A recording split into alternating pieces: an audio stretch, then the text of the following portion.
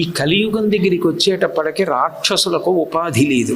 ద్వాపర యుగం వరకు రాక్షసులు ఒక ఉపాధితో ఉండేవారు. కాబట్టి చూడగానే గుర్తుపట్టడానికి అవకాశం ఉండేది. ఒక కుక్క ఉందనుకోండి, దానికంటూ ఒక ప్రత్యేకమైన శరీరం ఉంటుంది. ఒక పిల్లి ఉంటే దానికి ఒక శరీరం ఉంటుంది. అట్లాగే రాక్షసుడైతే వీడు రాక్షసుడు అని గుర్తుపట్టడానికి ఒక శరీరం ఉంటుంది. ఆ శరీరాన్ని నిర్మూలించవచ్చు, యుద్ధం చేసి ఆ శరీరాన్ని పడగొట్టేవాడు పరమాత్మ.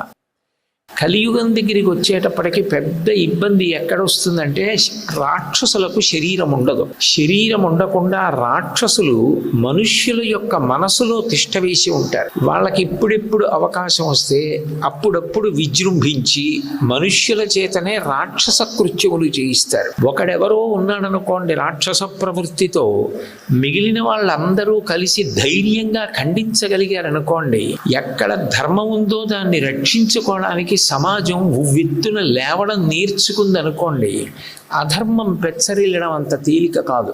భగవంతుడు ఉన్నాళ్లే, ధర్మం నెగ్గకపోతుంది ఏమిట్లే అని ఎవరి మానాన వాళ్ళు తాము చూపించవలసినటువంటి చొరవ చూపించకుండా, ధర్మ రక్షణ కొరకు ఎవరి ప్రయత్నం వారు చెయ్యకుండా ఉండిపోతే దాన్ని జడత్వం అంటారు. అన్నిటికన్నా మనిషి విషయంలో పరమ ప్రమాదకరమైన లక్షణం ఏది అంటే జడత్వం. కేవలం నాకు ఆకలి వేస్తే నేను అన్నం తినడం కాదు, నాకు దాహం వేస్తే నేను నీళ్లు తాగడం కాదు, నాకు నిద్ర వస్తే నిద్రపోవడం కాదు, ధర్మాన్ని రక్షించడం కూడా నా కర్తవ్యం.